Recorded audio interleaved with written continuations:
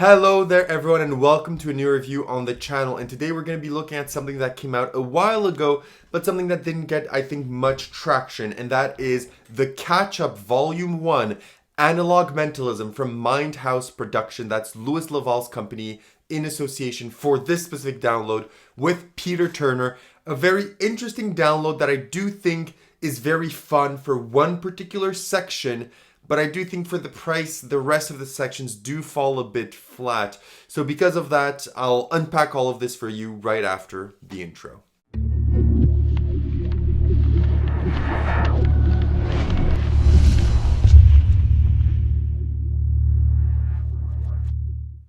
Excellent, so you decide to stick around, which means you want to learn more about Analog Mentalism, the Catch-Up Volume 1. So what is this? This is essentially a project based around electronics in magic, but with methods that are analog, which means using a bit of billets, using a bit of psychology, using propless devices and methods, using regular objects. So separating yourself completely from the electronic method itself. And in terms of performance, it's really hard for me to perform anything from this because virtually it's almost impossible for you to do an analog method of something like a coin toss or an analog method of something like a die roll because we cannot be in the same room together. So because of that, I'll just tell you the best routine, in my opinion, from this and how it would go. I can't perform it to you, but I will tell you kind of how it would go. So you would say to your spectator that you're going to play a game, and it's a very, very hard game that they may know, and you say, just before we start, I'm just going to place a prediction because we're going to do kind of a flurry. We're going to do a flurry of these. And the game that we're going to play is heads or tails, and then you ask the spectator to imagine in their head with an imaginary coin, flicking it up, looking at it and seeing what it is and what would it be. Let's say they say heads, you say, take a look at what I wrote, and it would be heads. You say, look, we'll do it again. And we'll do these in a flurry. So you write again and you say, perfect, now I really want you to think to catch me out. So you do your presentation and let's say they say heads again. It will be heads. And you say, okay, so this is going well. We'll do it again. We'll speed this up. We'll do a few now. I will speed this up. So what do you think this is? Tails. And you'd show tails and say, look, no, really. Let's do a few at a time. So I'll write something here. What do you think that is? You think that's heads? What do you think this is? You think that's tails? And what do you think this is? You think that's heads? This one, let's say they say heads, and you say perfect. So now you've said, what did you say? You said heads, tails, tails, heads, right? That's what you said. Heads, tails, tails, heads, and that's heads, tails, heads, heads was, let's say, the thing. And you would be able to reveal, and this could all go to them as a souvenir. And that is how clean this effect would be. It is fantastic. I think it is the best effect on the project by far, and it is one of the best effects that I've seen in a very long time in its simplicity and its impactfulness. So having said that, let's get into where you buy this, how much does it cost, and what do you get. So you can buy this directly from mindhouse.co productions. That's Louis Laval's website. It will set you back £50, which is around 95 Canadian dollars. This is so expensive. So this is very, very expensive. So considering this, it's a lot of money. And what are you getting for your money? So you're going to get a close to 3-hour video with Louis and Peter Turner that go over 3 analog methods of 3 classic effects. So more so, they go over 3 effects and then they give you a bunch of methods. I think that's the best way to phrase it. So the first section is based on dice. So it's based on the electronic die, and they're going to tell you a few methods of how to achieve the electronic die type routine where you're able to tell them the number that they rolled without any electronics. The second one is based, and it's the best section in my opinion, it's around the heads or tails plot. They're going to teach you how to do the heads or tails plot with no electronics, just with a piece of paper or with mental gymnastics. Louis Laval is even going to teach you one of the routines that he sells on his website. I think it's called Fate. It's a coin toss routine that he sells as a PDF. He will teach it here as well for you. And then lastly, they're going to teach you how to do a color match routine with no electronics. And then afterwards, you're going to get a sneak peek of Volume 2 and a few additional goodies in the goodbye section of the video and the project. So that's what you get with your money's worth. So you're going to get a close to 3-hour video unpacking all of this for you. And of course, the longest section is the second one because in my opinion, it is the best one by far. And I think that if you're interested in this, that section is probably the only reason to actually snatch this up, because as they say actually in the ad copy, so at least it's genuine, you say that this, if you're familiar with methods from Louis Laval and Peter Turner, you will not learn almost anything new. You'll just learn how to take the method and spin it to a heads or tails, or to a die routine, or to a color match. So that is, the thing as well, is they're at least honest about that. So I think that at least, even though it's expensive and you may know these ideas, it's up to you if you want to buy this or not. I think at a discount, just for the heads and tails routine, this is worth the price, even though I find it expensive, but I do think it is such a good routine that immediately went to my repertoire. So basing that is off to you if this is worth for you or not. So now let's talk about difficulty. So what is the difficulty of these effects? Most of these effects are bang on simple, which is funny because, you're paying all this expensive money and all this money for electronic devices, and you can do almost the same effects with just, a pilot marker and some pieces of paper. So that's what's funny, is that it's super easy to do, as easy as the electronic versions basically, but you actually don't use those, and you actually use the spectator's imagination instead of physical props for most of these routines, which is very, very fun. So difficulty wise, it is very easy. In terms of practicality, what do you need to carry around with you? A marker, some pieces of paper, and if you want, you can actually carry the physical prop, you can actually carry the physical die, or you can carry, the physical coin, but you can also use them imaginary. So you can use imaginary dice, imaginary coins if you want. You don't need the physical props, but if you want to enhance your presentation, you can use a physical prop.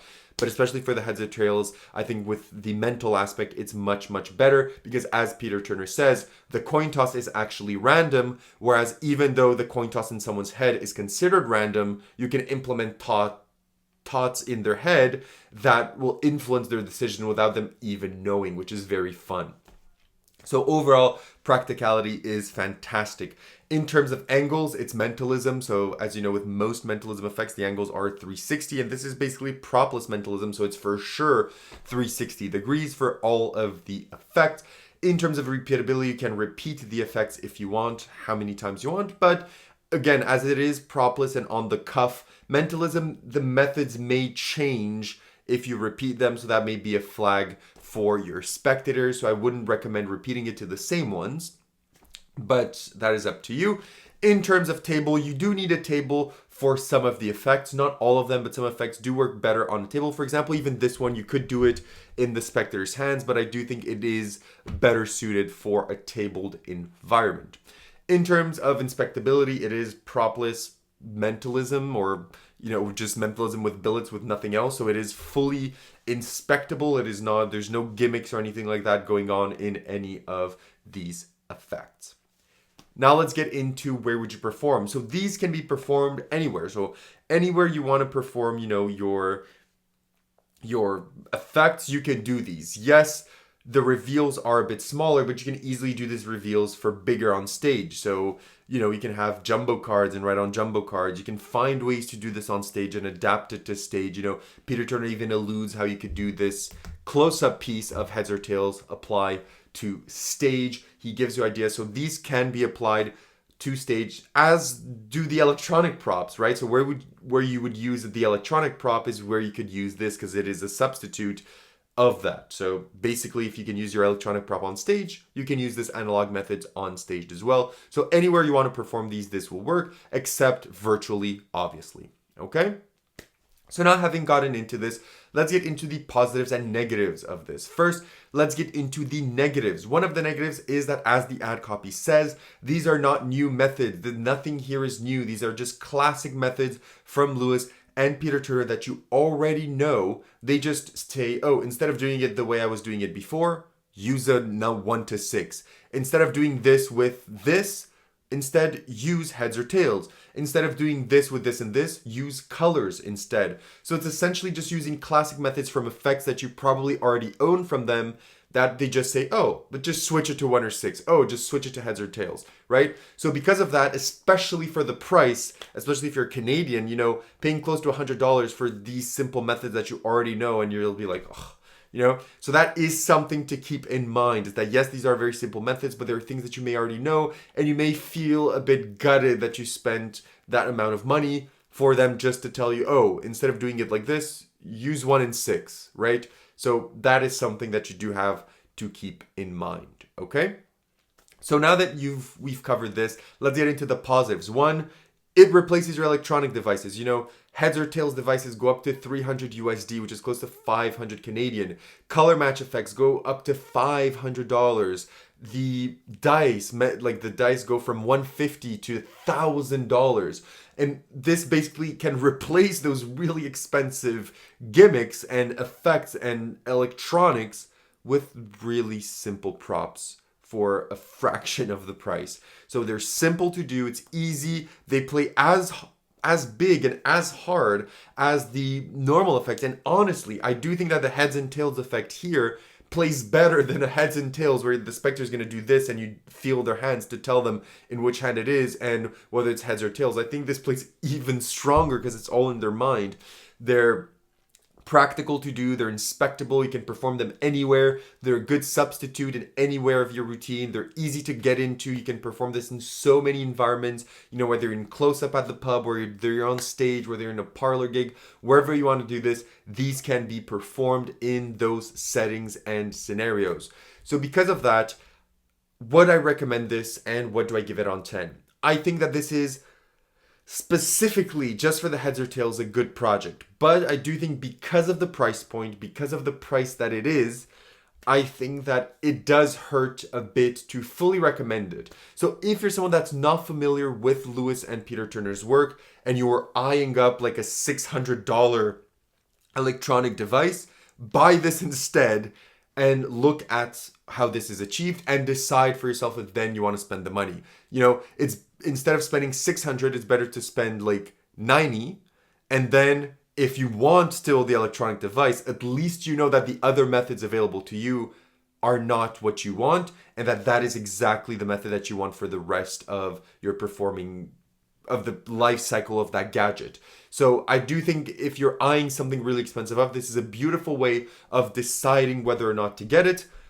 I do think it is worth in some instances, but that is up to you. As I said, if you're not familiar with their work and you're eyeing up a really expensive gadget, I think that this is worth it. If not, if you're really familiar with Lewis's work and Peter Turner's work, and you're big fans, I do think this is worth it. But if you're familiar with their work, I think you'll be keen enough to find ways to achieve the methods that they tell you just by going through their own work, their older projects, and you'll find ways of being, oh, this is easily adaptable to a 1 in 6 die, or this is easily adaptable to a 1 in 2 heads or tails, etc. And then it would not be worth it for you to spend your money on this. So overall, what do I give this? Purely because I will be performing the heads and tails, and I've already been performing it for quite some time now since I learned this. I'm giving it an 8 on 10, purely because that routine I am performing, it's one of the best things I've learned in a long time because of how simple it is. And it's just one of those where you're like, why did I not think of this? This is the simplest method. How did I not think of this? How did my brain not hatch this egg years ago? So purely because of that, I'm giving it an 8. The die and color match are not things that I personally would replace my actual color match and dice with personally, but they were still interesting. But purely just because the heads and tails, this saves the rating of the project, I'm giving it an 8 on 10. So having said that, thank you so much for watching. I hope you enjoyed the review. If you have any additional questions, leave them down below. If not, I'll see you all in my next one. Have a good one.